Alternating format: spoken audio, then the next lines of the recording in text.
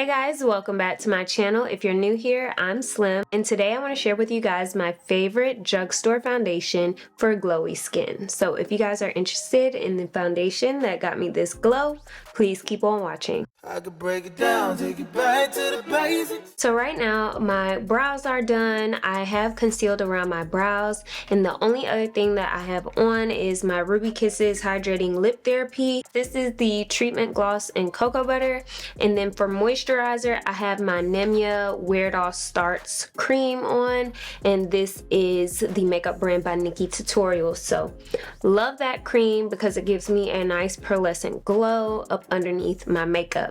So talking about glow, today I wanted to share with you guys my favorite drugstore foundation for glowy skin. So this is the NYX Born to Glow foundation, and I actually have this foundation in two shades, my summer and my winter shade. My summer shade is Sienna and my winter shade is Nutmeg. Nutmeg is just a touch lighter than Sienna, so the numbers on it, Sienna is 17.5 and Nutmeg is 16.5. I will be talking a little bit more in this video because it is a beginner style video, so my beginners who want glowy skin, this is the foundation for you. So we're gonna go ahead and apply this. As a beginner, it's helpful to apply your foundation to like the back of your hand. So by squeezing your foundation on the back of your hand or pumping it out on the back of your hand, this helps you control the amount of product that you put on your face. So normally I usually just put my foundation directly on my face, but I am not in the beginner stages anymore, and so for a beginner sometimes that can be where you go wrong in kind of creating that cake face because you apply way more product than you actually need. So start off by applying your foundation on the back of your hand. Another reason why you want to do this is it allows you to warm up the product. So warming up the product is basically your body, like when you rub your hands together and start getting warm, that's what you're doing with the product. You want to warm it up so it kind of blends and melts into your skin more, because it's gonna blend better if it's warmed up a little bit versus just straight out the cold packaging. So I also wanted to mention a brush set. I will be doing a full video on a $10 10-piece brush set. I've been looking high and low for another affordable brush set for you guys, and we're gonna use some of the brushes in today's video. So I personally like a nice buffing brush that has like a round dome on it, and this is from the AOA Studio High Def brush collection. It's 10 brushes. I'll link it in the description box, and again I will be making a whole video on all the brushes that come in here.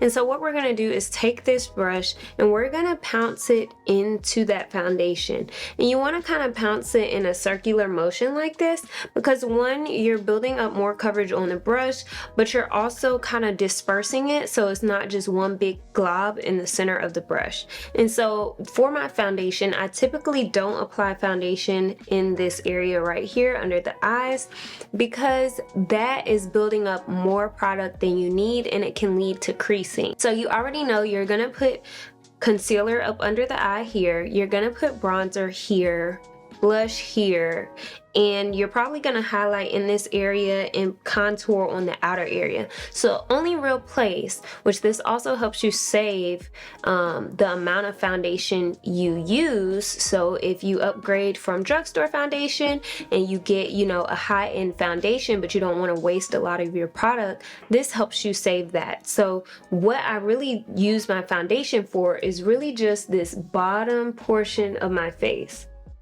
And honestly, once you highlight and bronze, this portion of your face really doesn't take that much foundation to conceal.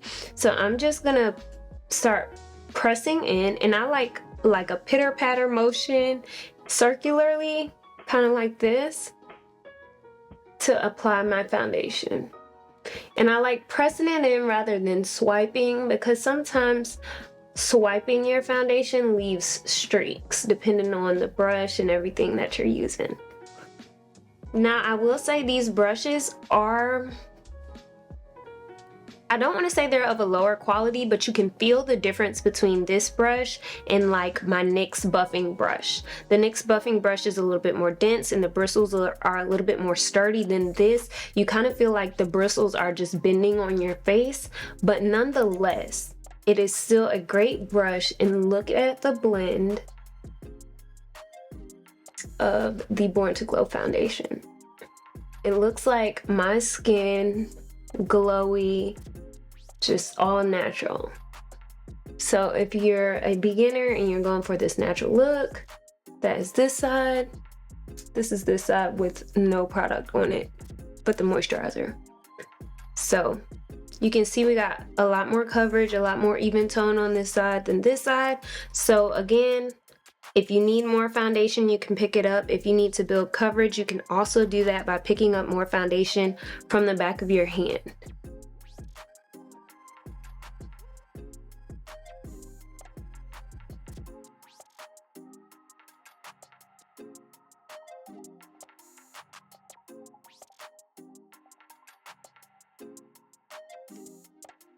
Your chin is also a place that doesn't need like a lot of foundation, because I feel like if your like T-zone area here doesn't have as much, or like the center of your face doesn't have as much makeup on it, I feel like it looks more natural.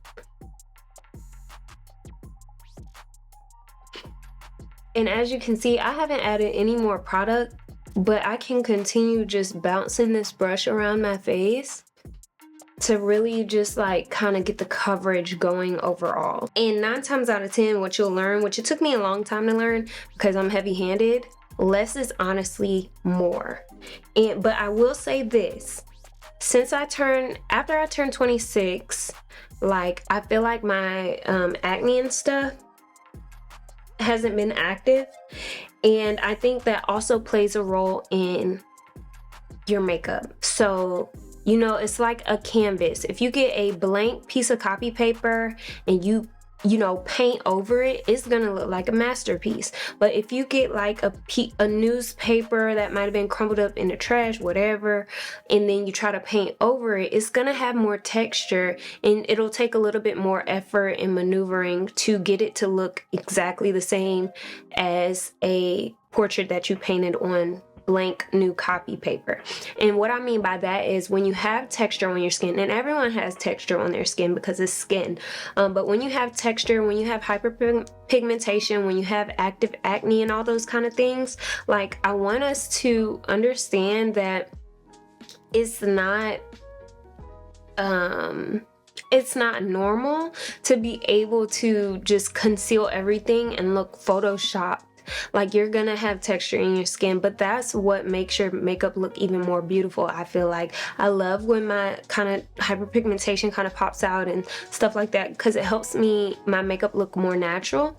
But at the same time, I just wanted to mention that, so you know, like if you have, you know, cystic acne, you might have to use more than a skin tint if you want a full coverage look, versus someone who uses a skin tint on baby butt smooth skin, you know what I'm saying? So all the tips and tricks that I'm sharing with you guys as beginners, you have to kind of tweak it to your skin type. Just like a hair video, like you have to tweak the products and stuff you use for your hair. Like same thing with makeup, you have to tweak it for your face shape, you have to tweak it for your skin type, the sensitivity of your skin, all of those things. So just wanted you guys to like really think about that when it comes to your makeup. So again, I only did like a squirt on my hand, and I was able to cover all the places that I will be putting foundation on my face.